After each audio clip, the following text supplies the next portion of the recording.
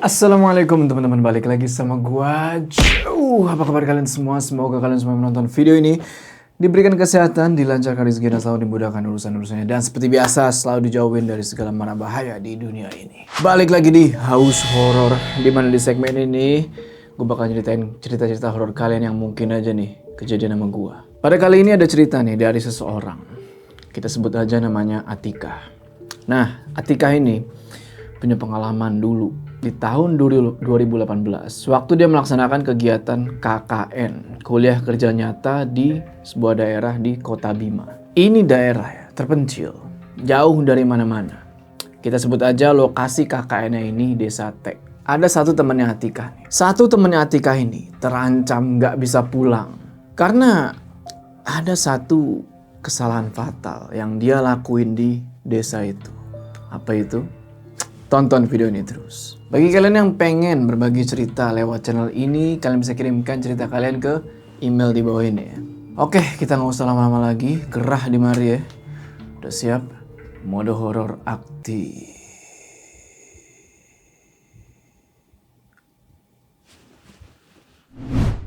Tahun 2018. Waktu itu Atikah sama teman-temannya melaksanakan kegiatan KKN di sebuah desa Tek. Sebut aja teman-temannya Atika ini ada Ningsih, ada Ita, ada Ulul, ada Mia, ada Raja, ada Rengga, dan ada Pian.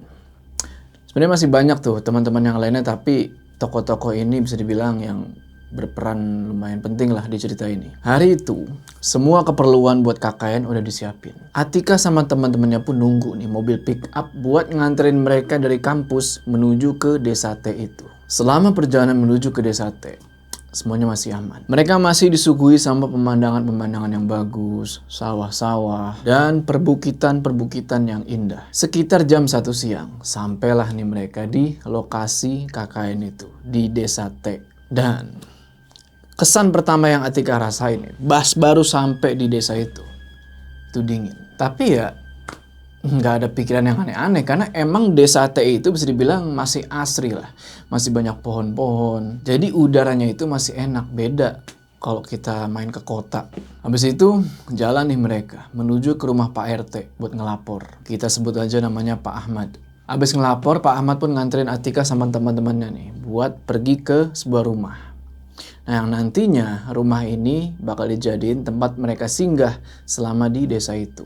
Singkat cerita, sampailah nih mereka di rumah yang dimaksud. Rumah yang kelihatannya belum selesai. Temboknya masih batu bata merah, jendelanya nggak ada, cuma ditutup pakai bambu. Rumah atau posko KKN itu kelihatan emang udah kayak ditinggal lama sama yang punya. Dan bener aja, di situ Pak RT bilang, rumah ini sudah lama tidak dihuni.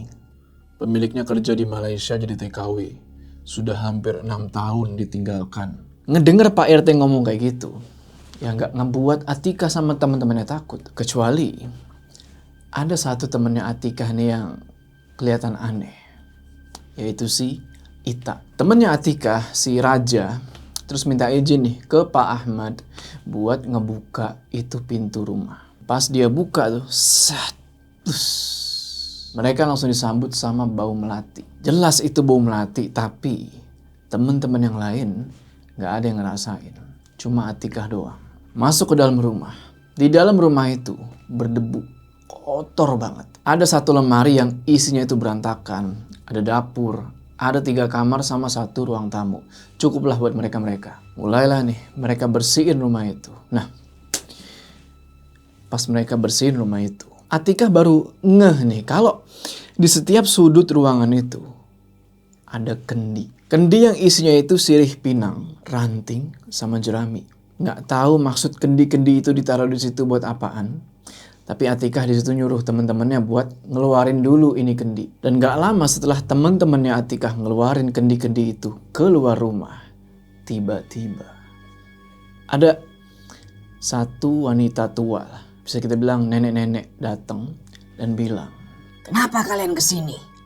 Kenapa kalian pindahkan kendi-kendi ini?" marah-marah, seakan-akan nggak terima. Tapi di situ Pian sebagai ketua kelompok ya, Di situ Pian minta maaf dan janji kalau mereka-mereka ini nggak bakal ngerusak atau ngebuang isi kendi itu. Dan kendi-kendi itu bakal dibalikin ke posisinya semula nanti pas KKN-nya udah selesai. Nenek-nenek itu pun pergi. Tapi sebelum pergi, si nenek ini ngomong satu hal yang cukup aneh. Kayak ngisyaratin kalau ada sesuatu buruk nih yang bakal terjadi.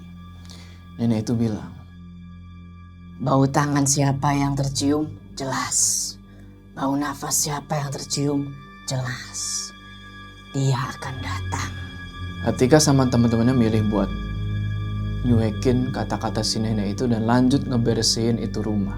Selesai bersih-bersih rumah, hari itu ada teman-teman nih yang milih buat balik ke rumah. Tapi ada juga yang milih buat stay di desa itu. Singkat cerita, masuk nih ke jam 6 maghrib. Di situ Atika mutusin buat mandi. Ngomong soal mandi, kamar mandi di desa T itu bisa dibilang kurang memadai lah. Agak susah air dan dindingnya itu cuma dari terpal sama kain sarung. Oke, pas Atika mau pergi ke kamar mandi nih, tiba-tiba itu bukan dari pintu, tapi dari lemari yang isinya berantakan. Yang sekarang udah mereka pindahin ke kamar deket dapur. Kamar-kamar di rumah itu nggak ada pintunya. Dan dari pintu depan juga nggak ada suara yang ngetok. Jadi udah pasti suara ketokan itu dari pintu lemari itu. Makin lama suara ketokan itu makin kenceng. Makin kenceng sampai tiba-tiba. Atika, kamu ngapain? Katanya mau mandi. Kok malah bengong? Kaget Atika di situ. Tapi dia nggak ngomong apa-apa ke temennya itu. Dia langsung pergi ke kamar mandi. Habis mandi dan balik ke posko itu ya, ke rumah itu, ternyata makanan udah siap. Oh iya, kurang lebih waktu itu ada total 8 orang yang nginep di rumah itu. Yang lainnya milih buat pulang. Kelar makan, mereka milih buat langsung tidur karena hari itu capek banget. Habis bersih-bersih rumah kan, 2 kamar tidur diisi sama cewek-cewek. Yang nggak tidurin cuma 1 kamar belakang tuh, yang deket dapur. Sedangkan yang laki-laki pada tidur di ruang tamu. Tidurlah mereka nih. Malam itu, pas lagi tidur, nggak tahu kenapa, Atika ini kebangun karena dia ngerasa tuh kegerahan. Akhirnya dia mutusin nih buat pergi, pindah ke kamar belakang yang deket dapur itu, yang ada lemari itu. Di kamar belakang itu udaranya emang sejuk. Soalnya langit-langitnya itu ada celah-celah kebuka dikit lah, jadi udara segar tuh bisa masuk. Oke, sendirian kan di kamar belakang itu, rebahan nih dia di kasur. Baru dia mau merem nih. Tiba-tiba, tahu kan suara kalau ada orang nih tidur di atas kasur. Bener aja, Atika ngerasa kok kayak ada yang ikut rebahan juga di samping dia nih. Dan pas dia buka mata, dia kaget bukan main.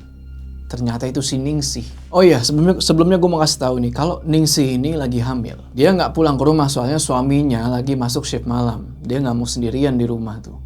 Makanya dia mutusin buat nginep. Ningsih di situ bilang kalau dia ini juga ngerasa kegerahan di kamar tengah. Makanya dia pindah ke situ. Singkat cerita, nggak lama Ningsih tidur nih. Di situ Atika masih susah buat tidur. Masih nyari posisi enak lah sampai tiba-tiba. Ingat kan sama lemari itu? Pintu lemari itu tiba-tiba kebuka perlahan dan samar-samar.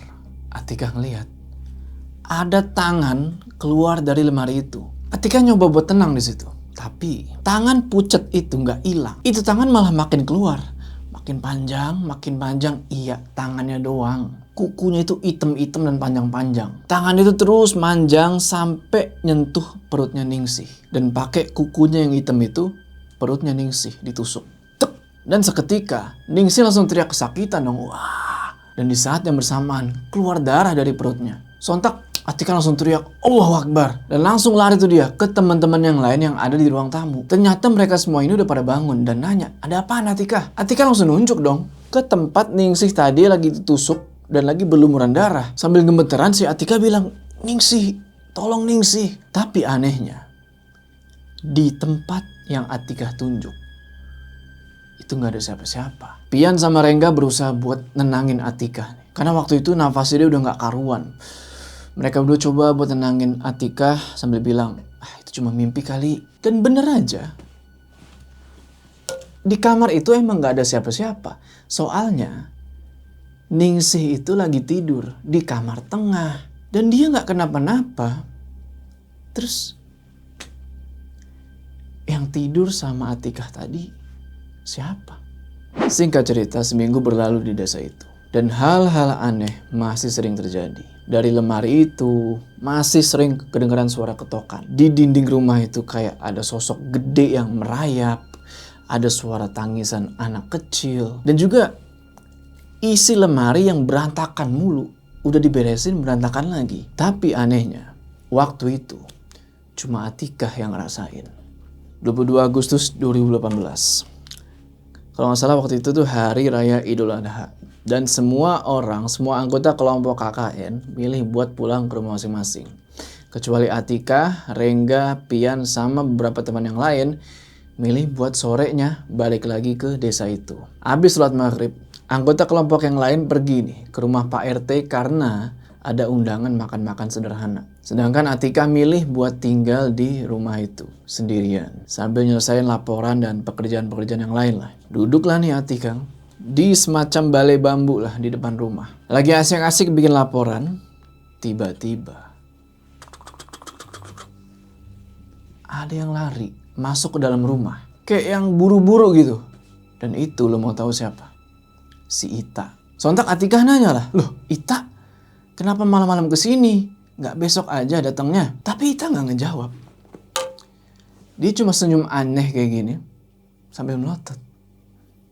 Itu serem dah pokoknya. Atikah coba buat ikutin Ita nih di dalam rumah. Dan perilaku Ita emang agak aneh. Lo mau tahu apa yang dia lakuin? Dia duduk jongkok di pojokan kamar. Palanya muter-muter kayak gini. Atikah coba buat ngedeketin dan nanya, "Kamu kenapa Ita?" Tapi bukannya dijawab. Ita ini malah nyengkram tangannya Atikah dan bilang, "Keluar dari sini." Atikah coba buat ngelepasin cengkraman tangannya Ita itu, tapi semakin berusaha dilepasin, itu cengkraman makin kenceng. Pas Ita nengok ke arah Atikah dan Atikah lihat itu mukanya Ita. Itu bukan mukanya Ita lagi, tapi udah berubah nggak tahu jadi makhluk apaan. Matanya merah, kulit mukanya itu pada ngelupas, lidahnya panjang, keluar air liur dan baunya itu busuk. Langsung nggak sadarin diri Atikah di situ. Sadar-sadar, itu udah jam 11 malam.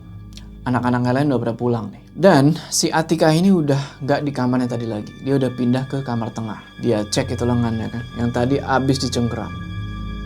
Memar. Suasana sempat sunyi tuh sebentar. Sampai tiba-tiba deg deg deg deg deg deg, kedengeran suara ada yang lari ke arah dapur. Terus pintu dapur itu dibuka kenceng. Dan ternyata itu si Rengga. Rengga disitu bilang, Kamu kenapa? "Nggak beres nih, ada yang nggak beres." Ceritalah Rangga di situ. Jadi pas Atikah pingsan tadi ya, Ita ini sempet minta tolong ke Rengga buat dianterin ke toilet. Toilet itu ya agak jauh dari rumah dan gelap. Posisinya Ita jalan duluan. Sementara Rengga ngebawain ember isi air nih dari belakang. Sampai di kamar mandi, masuklah nih si Ita. Kayak orang buang air kecil pada umumnya lah. Ada suara air dari dalam kamar mandi. Ditungguin lah sama si Rengga tuh kan. Tungguin. Tapi selama-lamanya orang kencing ya, gue rasa nggak sampai 15 menit. Ini udah 15 menit ditungguin. Si Ita nggak keluar-keluar. Dan di dalam kamar mandi itu mendadak hening banget. Nggak ada lagi suara air. Kayak nggak ada orang. Rengga coba buat panggil-panggil tuh si Ita. Tak. Tapi nggak ada jawaban. Karena penasaran, Rengga coba buat buka itu pintu toilet. Dan bener aja, itu pintu nggak dikunci. Dan pas dia buka, sret, nggak ada siapa-siapa di sana. Belum sampai di situ. Di saat yang bersamaan, kedengaran suara. Diketawain kayak gitu, kaget lah Rengga. Langsung lari dia balik ke rumah. Balik lagi ke rumah itu ya, ke posko itu. Akhirnya Atikah sama Rengga ini mutusin buat nyari di mana si Ita. Udah dicari tuh ke sekeliling rumah, tapi tetap nggak ketemu. Ditambah Desa T itu emang susah sinyal. Jadi kalau mau dapat sinyal itu mesti naik ke sebuah bukit dulu yang ada di sebelah timur desa. Di situ mereka sempat diskusi sebentar gimana nih ya baiknya. Akhirnya Pian sama Rengga mutusin buat pergi ke bukit itu buat nyari sinyal dan ngehubungin si Ita. Ada sekitar 20 menitan. Akhirnya Pian sama Rengga balik. Mereka bilang kalau mereka berhasil menghubungi Ita.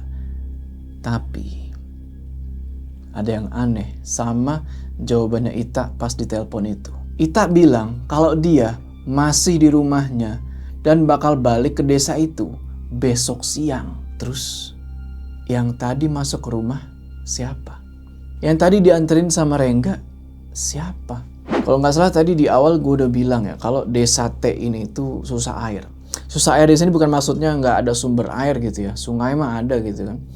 Cuma aliran air buat ke desa ini tuh masih susah. Jadi kadang Atikah sama teman-temannya kalau mau mandi nih, mereka pergi ke sebuah bendungan yang ada di daerah itu. Pemandangannya bagus, airnya jernih dan banyak juga anak-anak yang suka mandi di situ. Hari itu Atikah sama teman-temannya mandi di bendungan itu. Mandi asik tuh sampai tiba-tiba Tolong. itu suara si Ulul. Dia nunjuk-nunjuk ke dalam air sambil minta tolong. Kata dia, ada bocah yang tenggelam di situ. Airnya emang agak dalam di tempat yang ditunjuk sama si Ulul. Dan emang gak ada yang berani dan juga gak dibolehin buat berenang di situ. Mereka cuma dibolehin di pinggiran aja. Pas Raja siap-siap nih mau turun buat nolongin, tiba-tiba ada suara yang teriak dari sebelah kiri. Oi, ngejauh dari tempat itu.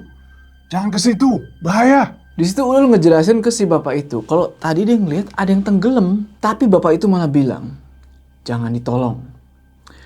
Kalau kalian tolong, bisa-bisa kalian yang nggak ketolong. Pada bingung dong, kok si bapak ini ngomong kayak gitu? Lalu bapak itu nyaranin supaya si Ulul nanti dimandiin pakai air kelapa kuning. Nggak tahu buat apa. Tapi bapak itu bilang untuk kebaikanmu. Setelah kejadian itu, Atikah sama teman-temannya tetap ngeberaniin diri buat mandi di bendungan itu. Nggak cuma mandi, ada yang juga lagi nyuci, ada yang bersih-bersih yang lainnya lah. Pagi itu biasa aja. Ada yang nyuci, ada yang mandi, ada yang jalan-jalan doang. Nggak ada yang aneh-aneh lagi. Dan sekitar jam 11 siang, mereka semua pun balik ke posko. Siang sampai sore menjelang maghrib, nggak terjadi apa-apa. Dan abis sholat maghrib, mereka makan bareng nih. Tapi waktu itu si Ita nggak ikut makan. Dia bilang kalau badannya nggak enak, kayak pegel-pegel gitu. Udah coba dibujuk, tapi tetap nggak mau makan si Ita. Ya udahlah, habis semuanya makan, mereka pun tidur. Sekitar jam 11 malam, kebangun nih Atikah. Kebangun karena ngedenger kayak ada suara orang yang nyauk. Nyauk tuh apa kayak nyerok kali atau ngorek-ngorek lah dari arah dapur. Masih belum mikir yang aneh-aneh sampai tiba-tiba ada yang teriak. Sontak Atikah langsung keluar kamar dan bener aja. Di situ Ulul udah ketakutan di depan dapur. Di situ dia nunjuk-nunjuk ke satu sosok yang lagi ada di dapur. Pas Atikah perhatiin siapa sih yang ditunjuk sama Ulul ini? Ternyata itu adalah Ita. Ita ini lagi nyauk itu tong sampah yang ada di dapur yang ada bekas-bekas makanan. Gak lama, anak-anak yang lain ikut kebangun dan langsung pergi ke dapur. Ngelihat si Ita begitu, si Raja berusaha buat manggil dia. Ita, woi, ngapain lu di situ? Kalau lapar masak mie aja napa? Kenapa lu nyauk sampah sih? Tapi Ita gak ngejawab, gak ngerespon apapun. Dia masih ngebelakangin yang lainnya tuh. Sambil terus ngorek-ngorek itu tong sampah. Sampai Raja akhirnya mutusin buat ngedeketin si Ita dan megang pundak kayak gini. Tek. Seketika si Ita ini langsung nengok ke arah Raja. Tek. Dan ini yang bikin kaget bukan main. Mukanya si Ita ini loh. Mukanya pucat, bibirnya pecah-pecah berdarah dan matanya itu hitam semua. Gak ada lagi putih-putihnya. Raja yang lagi megang pundaknya Ita langsung dicengkram tuh tangannya. Refleks Raja tendang itu si Ita sampai cengkramannya lepas. Ita ditendang kayak gitu, nggak ngerasain apa-apa. Dia cuma ketawa cekikikan tuh sampai akhirnya dia pingsan. Mereka semua langsung ngebawa Ita tuh ke kamarnya dan Di situ beratnya Ita berat banget, hampir nggak keangkat. Setelah susah payah, akhirnya Ita berhasil nih dibawa ke dalam kamar. Dan di situ Ita sadar, dia bilang sakit, sakit, sakit. Terus habis itu pingsan lagi. Sampai pagi itu kondisi Ita masih mengkhawatirkan. Dia lemes dan pucet, tapi kegiatan KKN tetap dilanjutin pagi itu. Kecuali Atika yang mutusin buat tinggal di rumah atau di posko itu buat ngejagain Ita. Teman-teman yang lain pagi itu udah pada berangkat aktivitas nih. Tinggallah Atika sama Ita berdua di rumah itu. Waktu itu Ita udah sadar. Untungnya Atika langsung ngebuatin dia makanan tuh. Dan kayak orang yang gak makan berhari-hari, Ita itu makannya lahap banget. Padahal sebelumnya dia gak pernah kayak gitu. Terus Atika keluar kamar nih buat ngebalikin piring ke dapur kan. Dan pas dia masuk lagi ke dalam kamar, situ dia kaget bukan main. Si Ita udah muntah-muntah. Muntahnya itu muntah darah. Darah seger. Yang bau anyirnya itu parah banget. Sampai-sampai ngebuat si Atika ini mual pengen muntah juga. Akhirnya Atika mutusin buat manggil seorang warga desa nih. Kita sebut aja namanya Mas Iron. Mas Iron ini bisa dibilang seorang ketua pemuda lah di desa itu. Atika minta tolong ke Bang Iron ini buat nganterin ke puskesmas terdekat. Buat ngecek kenapa si Ita ini bisa sampai muntah darah. Singkat cerita sampailah di puskesmas dan dilakuinlah pengecekan. Yang anehnya, hasil pengecekan itu normal semua. Ita nggak ada sakit apa-apa.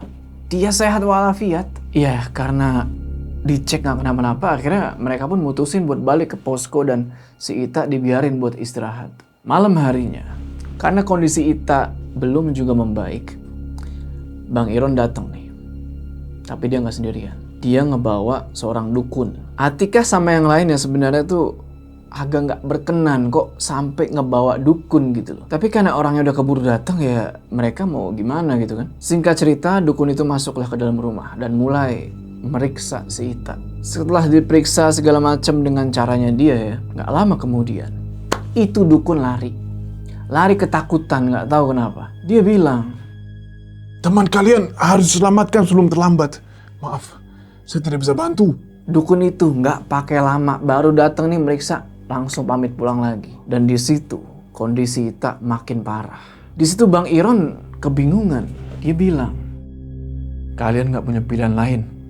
Kalian coba ke rumah Mak Banah.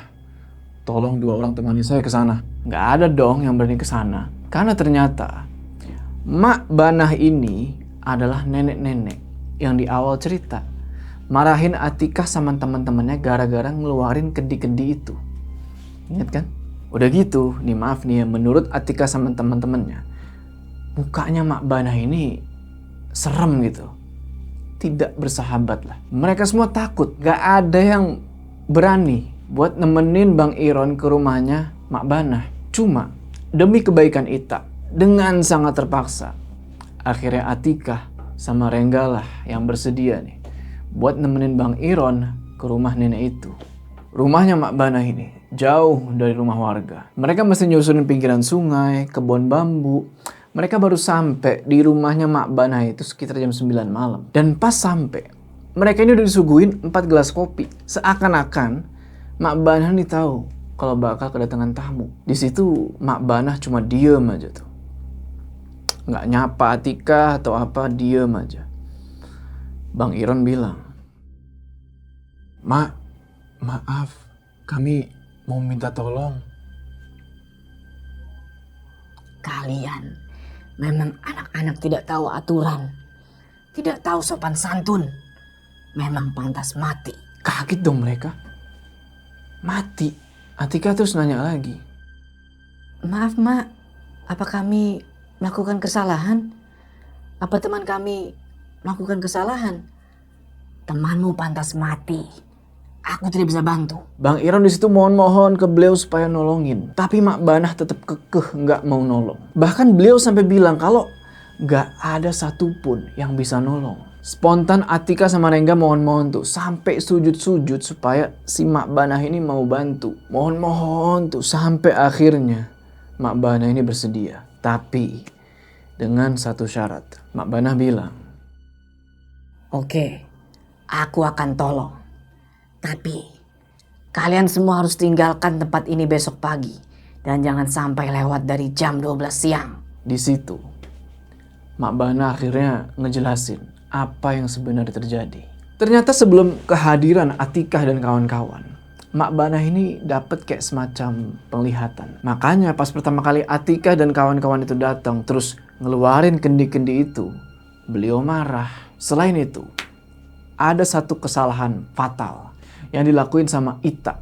Makanya dia bisa begitu. Kesalahannya itu adalah nyuci dan ngebuang bekas pembalut yang masih ada darahnya di pinggiran bendungan. Pinggiran atau sisi bendungan itu masih dianggap wingit lah. Dianggap angker sama warga-warga sekitar. Mak Bana bilang lagi kalau yang harus Atikah dan teman-teman lakukan sekarang adalah pertama, nyari pembalut itu. Kalau udah ketemu, pembalut itu ditaburin pakai semacam serbuk atau bubuk lah yang udah dikasih sama Mak Bana. Terus pembalut itu mesti dikubur di depan pintu rumah atau pintu posko. Dan semua itu, ini catatan penting ya. Semua itu harus selesai sebelum jam 12 malam.